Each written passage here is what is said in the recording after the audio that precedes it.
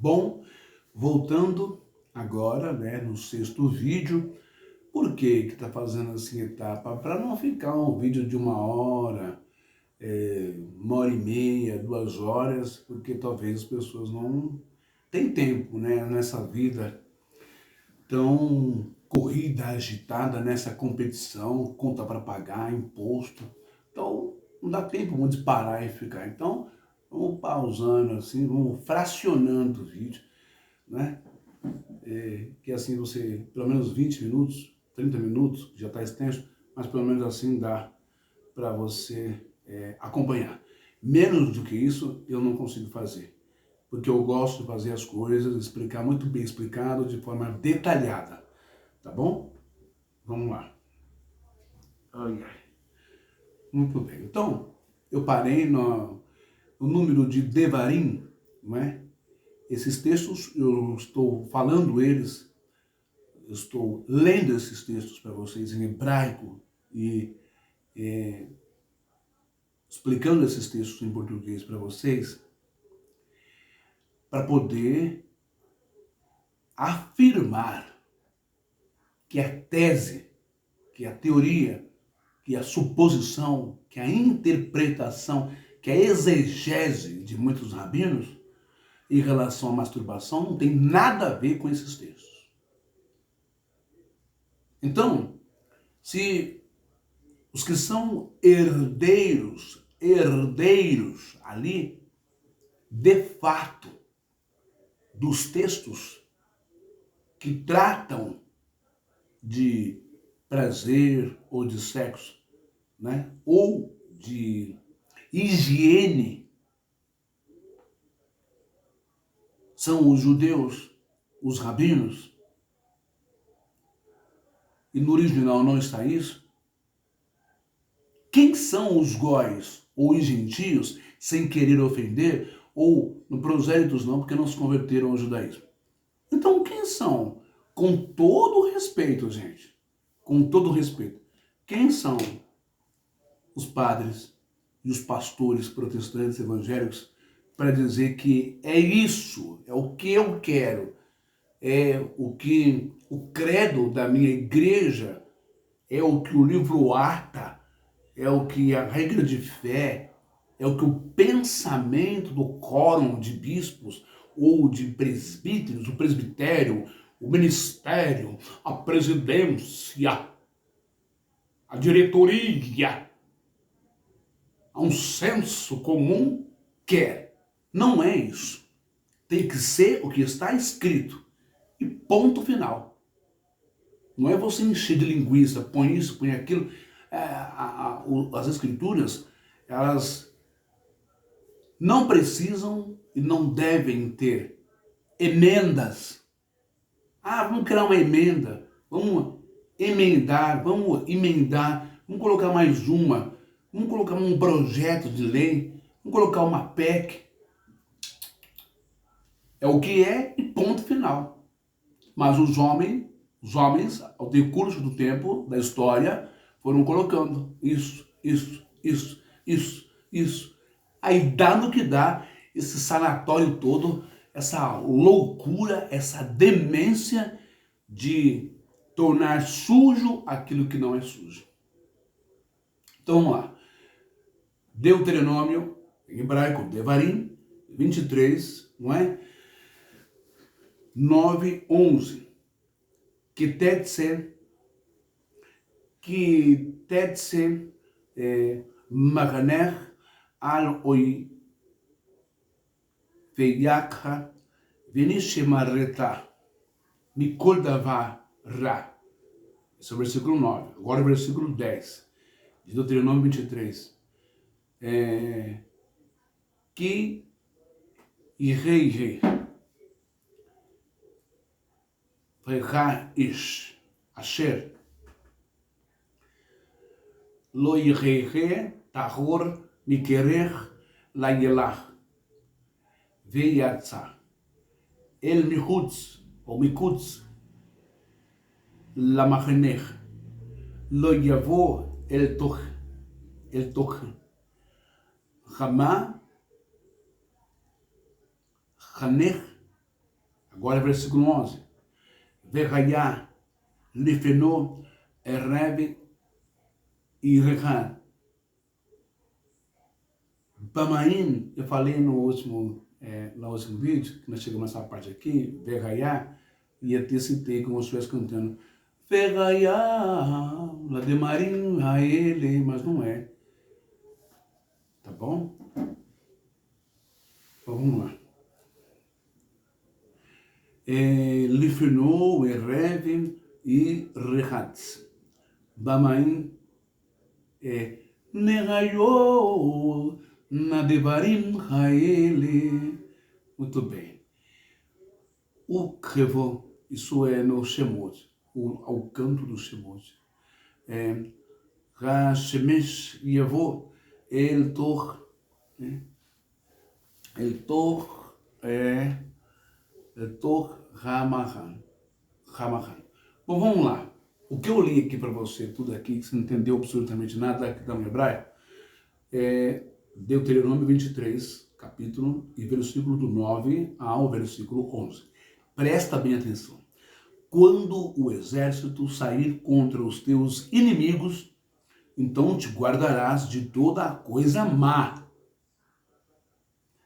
Quando entre ti houver alguém que por algum acidente de noite não estiver limpo, sairá fora do exército, não entrará no meio do exército.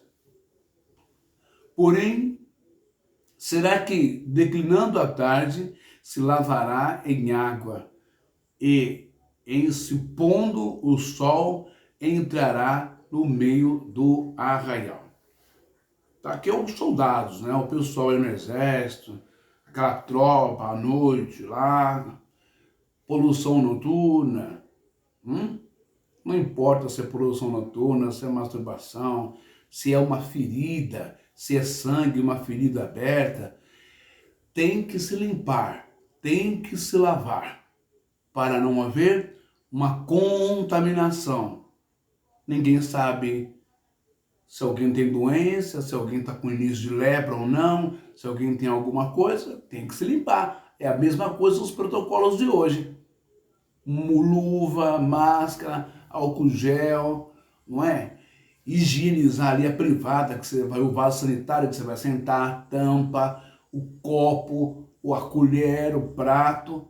Essa é a questão aqui de toda essa contextualização. Não é o sexo, o prazer em si, mas se é solitário, se é sozinho com as suas mãos, ou se é com alguém. Não é nada disso, ok? Mas os caras são maus, não é? Vamos lá. Se o contexto de Moisés, o contexto de Moshe, não está focando ou tratando da masturbação ou fornicação, como você queira, em si, mas da higiene pessoal e coletiva, onde a Bíblia fala de masturbação. Aonde que fala de masturbação? Aonde fala de masturbação? Em lugar nenhum. Em lugar nenhum. Vocês estão entendendo isso? Bom, agora o Rabino falou também sobre onanismo. Onanismo. De onde vem esse termo onanismo? Vamos ver? Bereshit, que é Gênesis 38, versículo 9.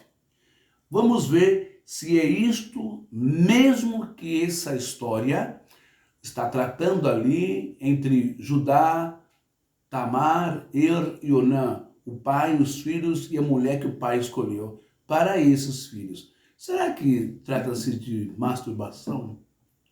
Hein? Será que trata disso? Vamos ver? Vamos entender essa história aí? Isso que eu falo. Não viajem na maionese e saem por aí determinando leis, ordens divinas, proibições, condenações em nome do Altíssimo, em nome de Deus, quando Deus não ordenou, não falou nada a respeito disso. Até agora a gente está vendo orientações para higiene pessoal, para a não propagação de bactéria, de contaminação, de virose, de vírus, de sujeira, de fedor, de doença para o seu próprio corpo, quando não se limpa, não se toma banho. É isso. Tanto a mulher quanto o homem, ferido, menstruação, tem que limpar. Ok? Muito bem. Bereshit capítulo 38, versículo 9. Gênesis 38, versículo 9. Existe essa palavra onanismo. E onanismo não tem nada a ver com masturbação. Para você entender, onanismo não tem nada a ver. Não tem nenhuma proibição em, como dizem, bater punheta. Porque punheta vem do punho e movimento rápido. Não é uma palavrão, não é uma palavra de baixo calão, não é a palavra chula. Ai, meu Deus, que horror. Ah, para. Tem crítico que fala coisa pior aí. Tá? Tem pastor que fala coisas piores aí. Ok? E fazem. Muito bem. A história aqui se trata de irmãos que, o primeiro não queria ser pai. E na relação sexual, junto com a mulher Tamar, escolhida pelo pai, não é? Ele maltratava essa mulher. O texto não especifica quais os maus tratos que o primeiro filho o mais velho filho de Judá,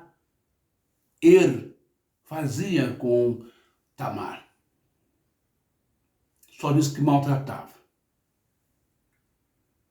O segundo filho, porque ele vai morrer, primeiro filho. O segundo filho não queria ser pai, pois sabia que o filho dele não seria dele, mas seria do irmão que morreu. Não é? Tipo, dar continuidade à descendência, o sangue, a família. Por isso, na hora da ejaculação, quando Onã, agora, o irmão mais novo, o Onã, o segundo, porque o primeiro morreu, ele morreu. O texto diz que Deus o matou. Eu não sei, né? Aí ela ficou viúva, a Tamar. Então veio Judá, o segundo irmão, e é obrigado a casar com ela, a assumir ela, e tem que fazer filho nela. Para fazer filho nela, tem que deitar, tem que ter relação sexual com ela. O Onã ia, deitava com ela, tinha relação, e na hora do coito, na hora do prazer, na hora do clímax, na hora de gozar, de ejacular, ele tirava o pênis de dentro da mulher, ele saía fora e ejaculava, gozava na terra. Muito bem. A fim de não engravidar a mulher, porque o filho dele, nela, mesmo que biológico, não seria dele, seria do seu irmão que já morreu. Isso não tem nada a ver com o sexo de autossatisfação solitária, ou seja, masturbação ou bater punheta. Não tem nada a ver com isso. Porque o texto, a história, está falando aqui de uma conjunção carnal, e não com a mão, conjunção carnal de duas pessoas. Ó, duas pessoas. Ai, que sinal feio que o senhor está fazendo. Ai, que coisa horrorosa. Houve uma conjunção carnal de Onã com Tamar, a mulher. Ou seja, ó, houve aqui a penetração, tá vendo? A penetração lá. O Onã estava tendo relação e houve a penetração na vagina da mulher. Só que na hora dele ejacular, na hora dele gozar, ele tirava e jogava na terra. É isso, não tem outro meio de explicar para você. Por que você se choca? Você não faz isso também? Ué, para! Vamos lá. Então, houve uma conjunção carnal, sexo, relação intensa. Mas os caras praticavam aí um ato anticontraceptivo, anticonceptivo. Eles não ficaram olhando a mulher pelada, nua e se masturbando. Eles não eram voyeur. Atenção, padres. Atenção, pessoas retraídas. Nada contra a sua opção sexual. Nada contra a sua opção, livre-arbítrio, desejo, escolha de ser celibatário. Nada contra. Mas tudo contra quando você quer impor talvez algo que você não sinta, ou talvez algo que você sinta e se frustra muito. Sabe lá Deus quais as razões, quais os sentimentos, quais as dores, quais os traumas de infância que você carrega até hoje, quais os estigmas e as feridas que doem na sua alma, quais as sequelas que você tem quando você, mesmo que você condene, porque depois vem a culpa, ou vem o sentimento de nojo, de ódio, de raiva, depois que você goza e tem o prazer na sua masturbação, você quer ser celibatário, não é?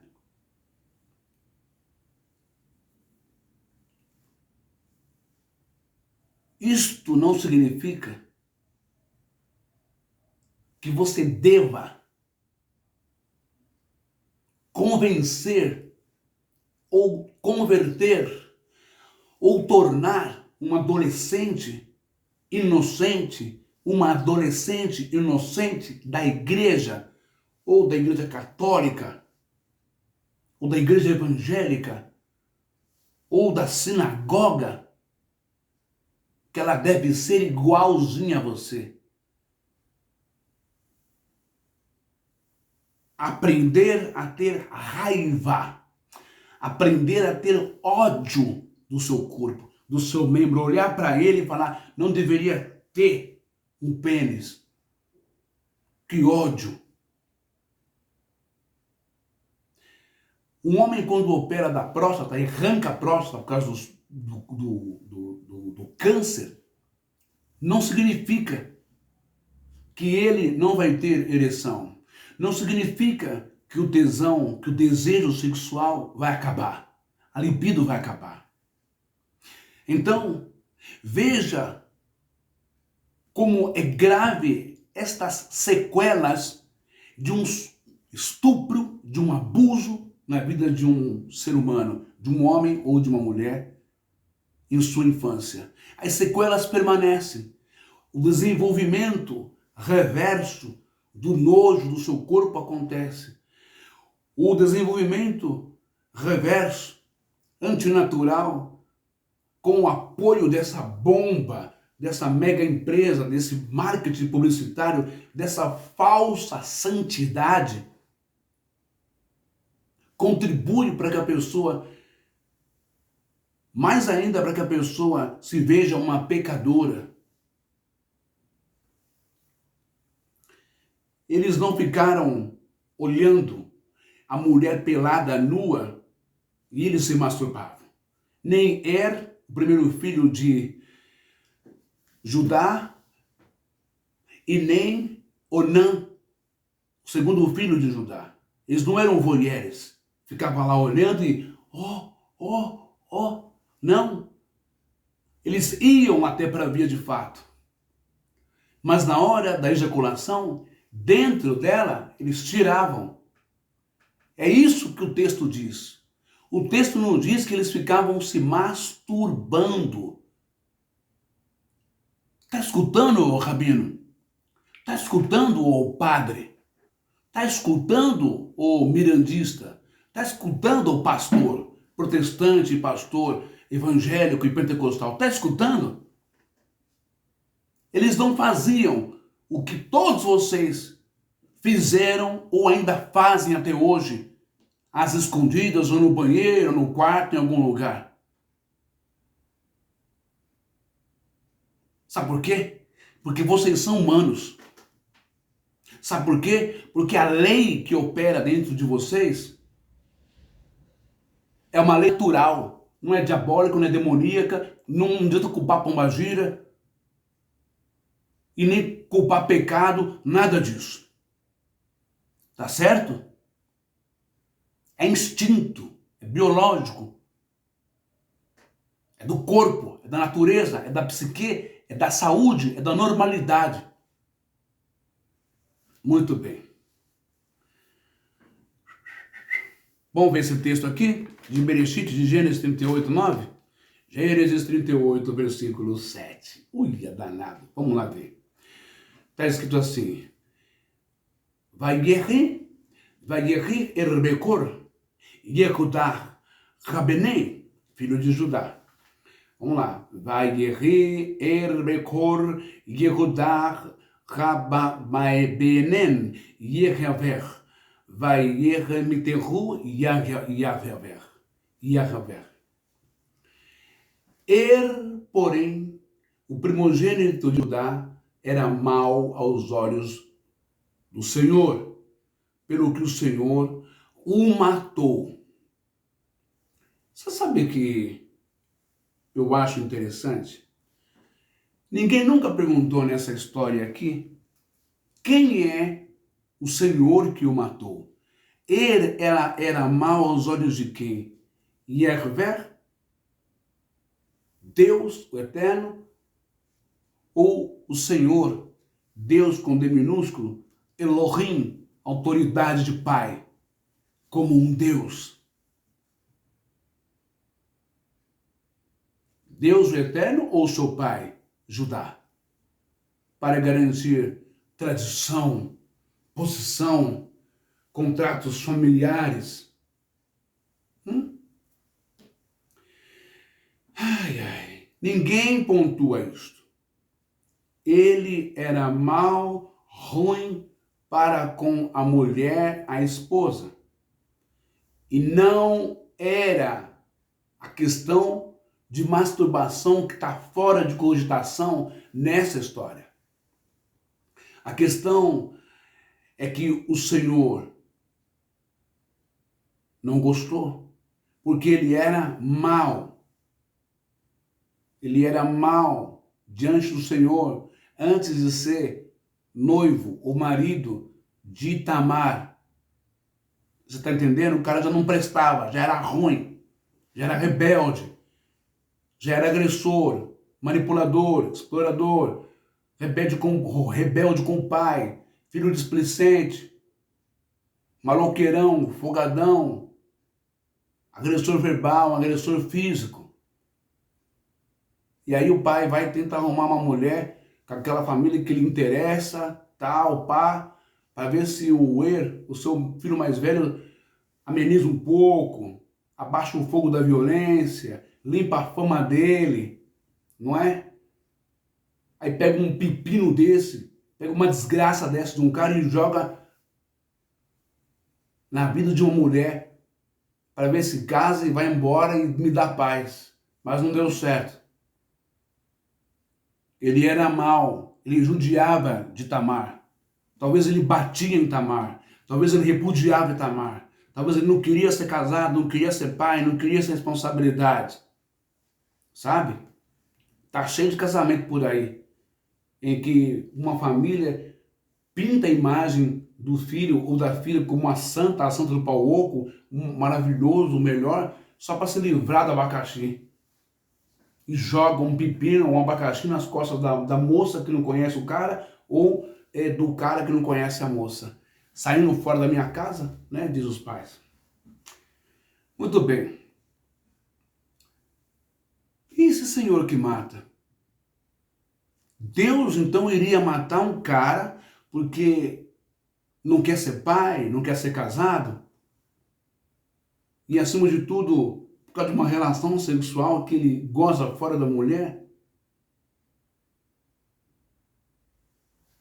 Mas não mata Davi, o rei de Israel, o ungido do Senhor, que pegou a força Betsabá, casada com Urias, seu soldado mais fiel, e ainda manda matar o seu soldado mais fiel, marido de Betsabá. Mas mata um cara porque o cara não quis gozar dentro da mulher. Tô falando sério. Você não sabe fazer análise crítica? Você não sabe fazer exegese? Extrair dentro de um texto? Você não sabe parar e pensar que isso é um absurdo? E aí vem o rabino dizer que é pecado grave, passível de pena de morte, passível de morte, de enfermidades gravíssimas. Desculpa, perdão, rabino, mas esses anos todos de rabinato, de estudo, de orientador, de conselheiro da Torá, deixou o senhor lelé da cuca para o senhor afirmar uma coisa dessa? E quer que nos convencer de que isso realmente acontece, que é verdade?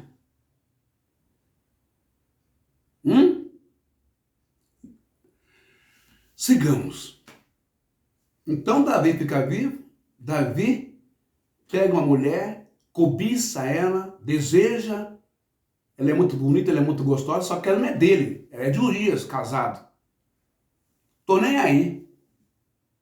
Conhecendo a Torá, Davi, conhecendo os 10 mandamentos, conhecendo as leis de Moisés, conhecendo o Código Civil, o Código Penal, conhecendo Davi, que não podia fazer isso com uma mulher casada, que ele era punível, ele era passível de morte. Só que ele não quis nem saber, nem de Deus, nem de lei de Moisés, ou de Deus, nem de Levítico, nem de Devarim, nem de Bamidbar, nem de Números, nem de nada. Foi, fez, lambeu os beiços, ainda mandou matar o marido. Tá certo isso?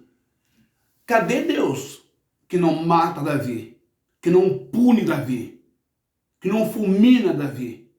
O que é mais criminoso, grave, rabino, padre e pastores? O que é mais duro, o que é mais hediondo? Bater uma punheta, se masturbar? Só porque não gozou dentro de uma mulher para gerar filho? Ou pegar a força uma mulher casada passando por cima da lei de Deus, da lei de Moisés? Estuprar essa mulher, comer essa mulher que não pertence a você, a outro, casada, ainda mandar matar o marido dessa mulher. Agora você quer me convencer, rabino, que Deus mata, que é gravíssimo se masturbar ou ter poluição noturna?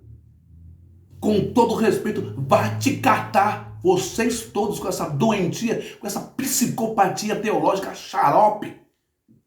Se vocês são infelizes com o sexo de vocês, com o prazer de vocês, com o pinto de vocês, vocês vão se resolver com um psiquiatra, com um psicólogo, mas vocês não têm o direito de tornar os jovens da igreja presos com esses espinhos na cabeça, com esses venenos doutrinários, com esses problemas mal resolvidos de vocês interiores. Ai, ai. Versículo 8. Sigamos o versículo 8. Vayomer Yehudá, Leonam bo el eshet.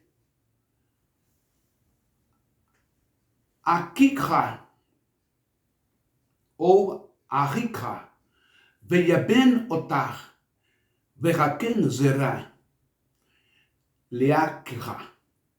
Então disse Judá a Onã, pai, a Onã, segundo filho: entra a mulher do teu irmão e casa-te com ela. E suscita semente a teu irmão.